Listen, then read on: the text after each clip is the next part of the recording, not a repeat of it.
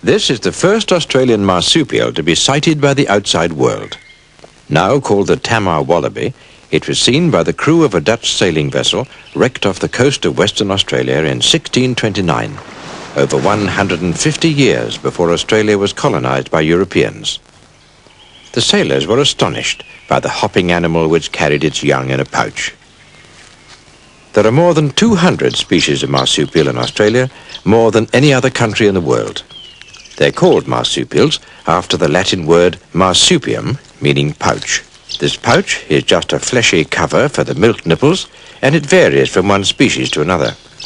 Kangaroos and wallabies have a very definite pocket with an opening at the top, while other animals, such as the bandicoots, have their pouches opening from the rear. Some animals don't have a pouch as such at all, just an arrangement of nipples. The feature which sets marsupials apart from placental mammals is the way that they're born. In a semi-embryonic state, quite tiny, and usually without hind legs or tails. The mother gives no help at all. Using only its two front legs, the newly born embryo struggles upwards to the pouch. Once there, it fastens onto a nipple, which swells and locks the baby into position. It will stay on this nipple and keep growing until it's old enough to leave the pouch.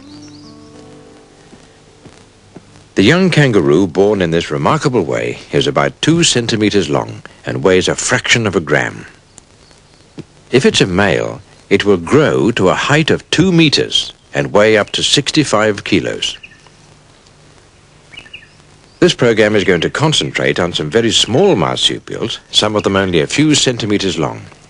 Most of them are hardly ever seen, either because they're nocturnal or else very rare. One of these is the red-tailed wombenker.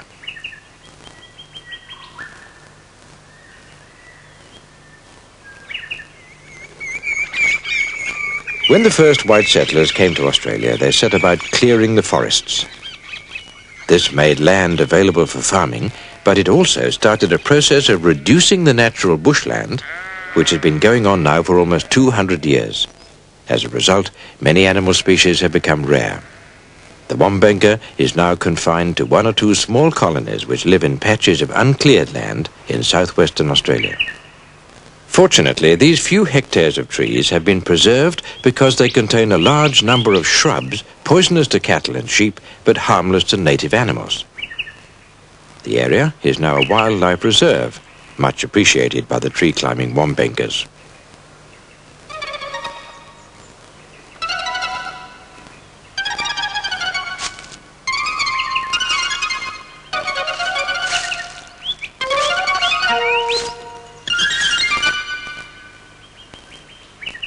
The young are born in August, the Australian winter. This little mother has 8 babies, just a few days old. There's no pouch, just a nipple for each baby. As you can see, they're really tiny, about 1/8 of an inch long, about 2.5 millimeters. They grow with amazing speed.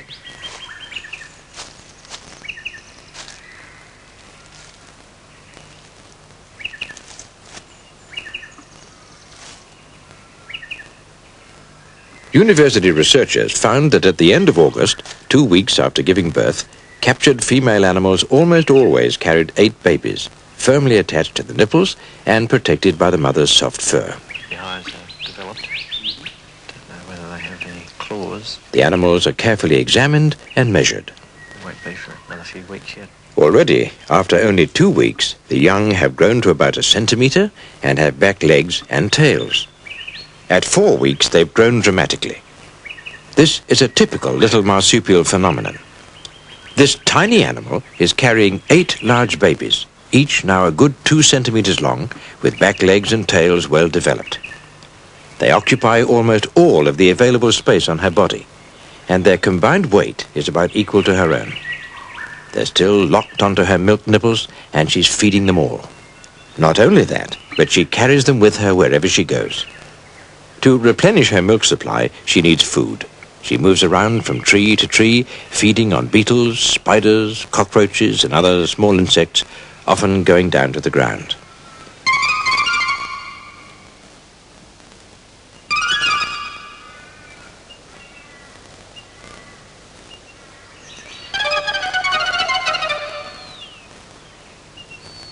The strength required to leap from tree to tree encumbered by 8 large youngsters must be prodigious. If you look carefully, you'll catch glimpses of the babies grimly hanging on while mother frisks about in the tree 12 to 15 meters up in the air. The base of her tail is quite red, often blending well with the bark of trees. Eventually, the time comes when she just can't carry them round anymore, and she finds a convenient hole or crack in a tree to deposit the young while she hunts for food. They'll now start to grow fur, and eventually they'll emerge into the open to start the next generation. Males only live for 1 breeding season, and females not much longer, so each generation is almost totally replaced by the next.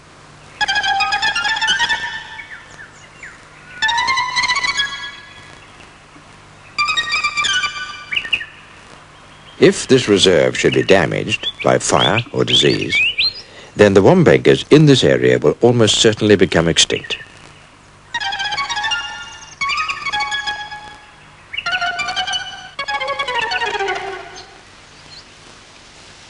To continue the marsupial life cycle, we move to a very different type of forest, only a few kilometers away. This is a eucalypt forest, containing white gum, known locally as wandoo. The wandoo forest is littered with fallen trees and branches, and it's rare to find a piece of wood not being demolished by termites. Termites are the main source of food for the Australian spiny anteater, or echidna, which lives in rocky outcrops in the forest. Despite its appearance, the echidna is no relation to the porcupine. It only has one relative in the world, the platypus. The platypus and the echidna are the only mammals in the world to lay eggs. The echidna shares the forest and its food with another specialist eater of termites, a rare and beautiful animal called the numbat.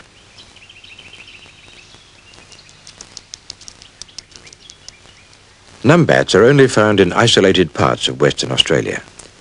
A few years ago they were almost extinct, but now they're steadily building up in numbers. They usually have 4 babies in a very rudimentary pouch. These babies are already furred, and they'll leave the pouch quite soon, although they're not fully weaned for some months afterwards. Numbats usually live in a hollow log, although they sometimes prefer a burrow, especially in hot weather.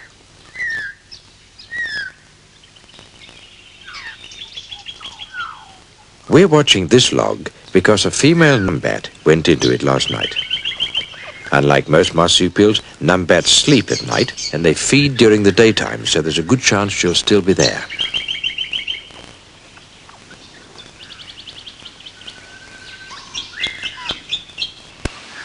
It's 5 minutes to 10 on a cool spring morning. There's been no movement around the log since first light at 6. The entrance is dark and we can't see in. but the numbat can see out. She's waiting until she considers it warm enough for the young to emerge. Here she comes. Because we're watching, she senses that things aren't quite the same as usual, but she isn't sure what the difference is.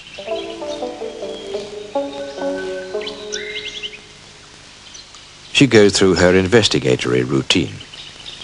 Before long, she'll leave the log and forage for food to replenish her milk supply. Now, this will take all day, and she'll have to leave the children at home, so she has to make sure all is safe.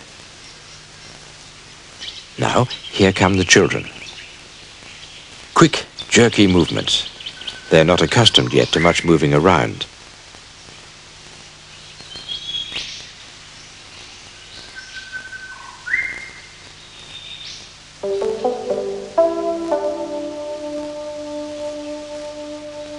These are rare and endangered animals, and it really is a privilege to be able to watch them like this in their natural surroundings.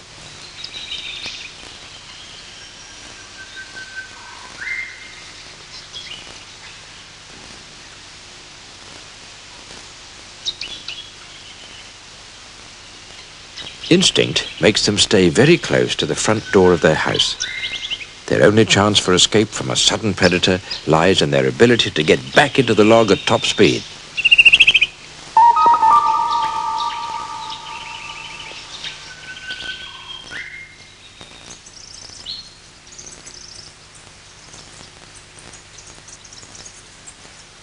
A few weeks later, the babies have grown considerably, and they're much more self-confident. Even so, they're always aware of danger.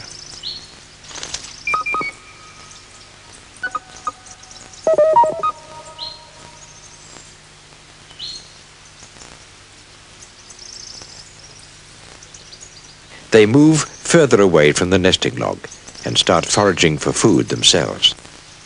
They use their front legs to dig termites out of rotted branches and logs, and they also scoop them out of the ground, intercepting galleries leading from mounds.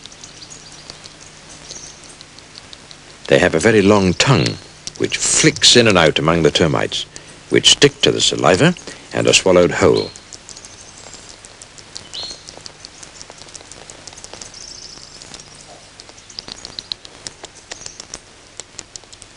A female numbat suckling 4 young will eat up to 120 grams or 45,000 termites per day.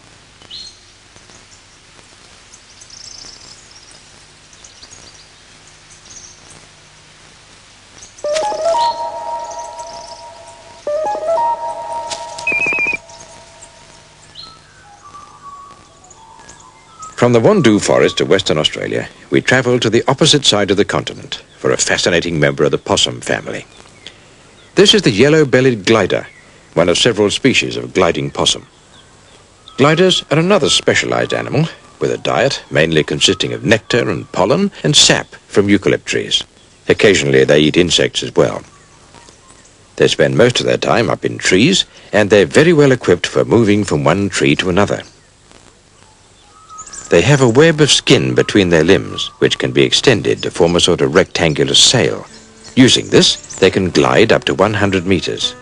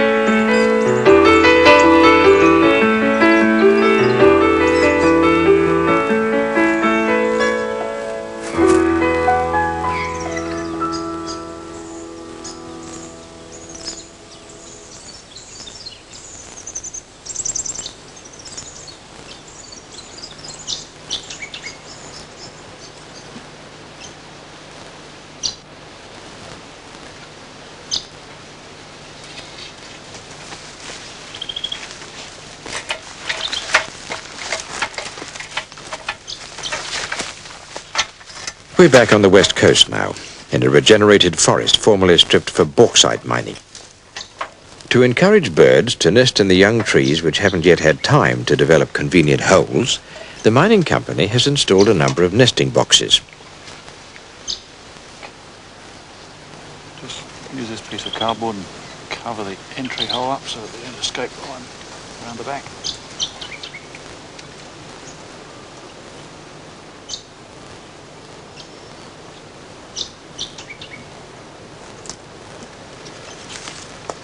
No birds have taken advantage of this service yet, but some little animals have.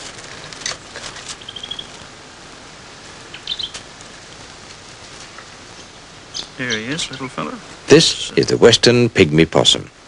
It lives mainly in trees and is very rarely seen because of its nocturnal habits. For all that, it's quite common. This is a breeding pair, and they're very sleepy at the moment, having been disturbed during the day. The prehensile tail curls up neatly in repose.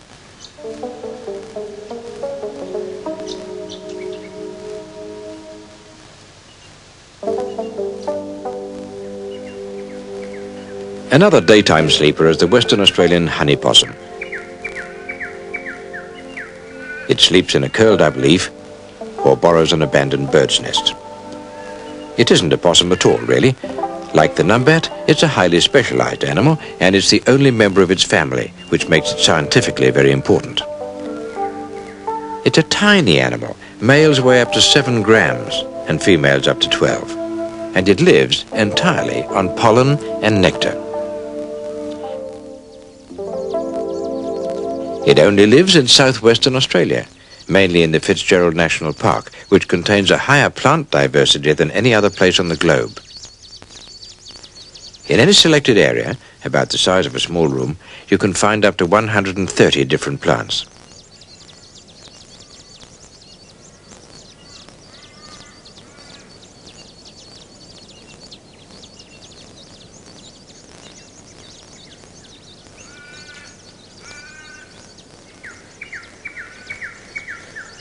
The honey possum feeds mainly on banksia and dryandra flowers.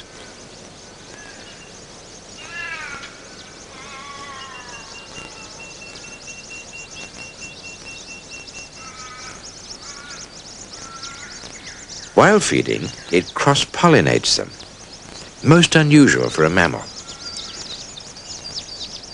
So there's a relationship between the plants and the animals. The animals need the food, and the plants need to be cross-fertilized.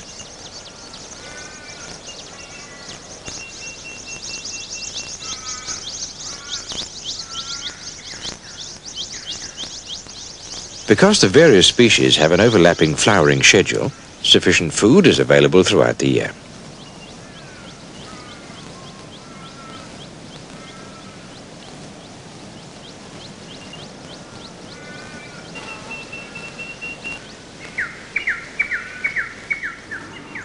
These are grains of pollen from the banksia flower. Pollen grains are quite distinctive when seen through an electron microscope, and samples of pollen from the animal's fur or whiskers can give an accurate assessment of which flowers they prefer.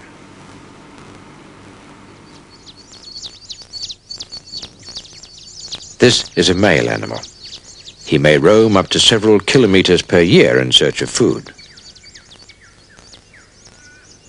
But some of the females, which weigh a little more, may remain quite sedentary near good food supplies, moving only a few meters over 12 months.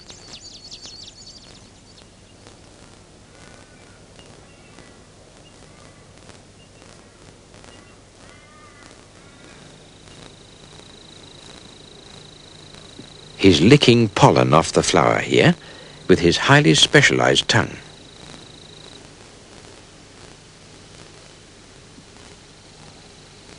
It's worth stopping here for a moment and looking at some pictures from the electron microscope. First, though, here's a view of his hard palate. You'll notice the rows of white, bone-like crescents. These are toothed combs.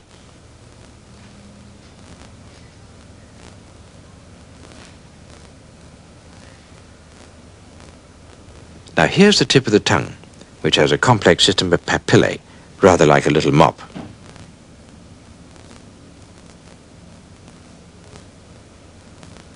Further back, and extending almost to the extreme rear of the tongue, smaller papillae, resembling short brush bristles, collect pollen as the animal licks the flower stamens. Further back still, the papillae become more complex. As the tongue retracts into the mouth, the brushes scrape along the serrated comb teeth on the hard palate, and the pollen is removed. And when the tip of the tongue is fully retracted, the mop is squeezed, as it were, and nectar is reclaimed. On its way forward again, the tongue brushes contact bony ridges set in the opposite direction to the combs, and any remaining pollen is scraped off. So the hard palate is contoured for removing pollen on both forward and backward movements of the tongue. Now this is a very close view of the teeth of the palate combs. It's a complex structure in a tiny area and stamps the honey possum as unique in the world. Despite being restricted to particular habitat areas because of specialized diet requirements, the honey possums appear to be a flourishing and healthy species.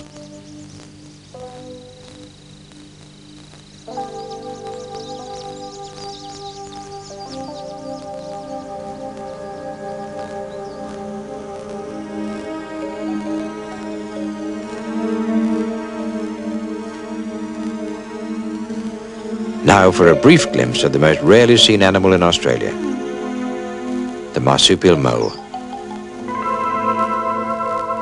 It has its counterpart in the placental mole of other countries, but its diet and habits are different.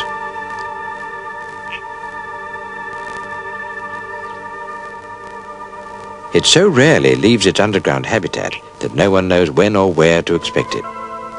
Almost nothing is known about it, except that it travels just centimeters beneath the ground, and it does this by a swimming motion helped by flattened claws.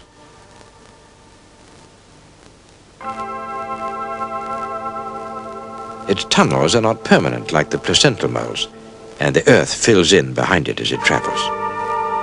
It's believed to eat insect larvae of various kinds. Perhaps one day research will fill in some of the unknowns, not only of this animal, but many others in this huge country.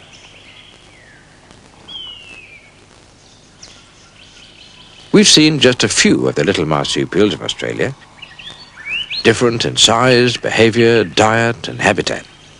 Just why these animals, and many others in this country, should be marsupials is still not clear. But there's no doubt that Australian marsupials are successful animals, specialized for the environment, and largely unique.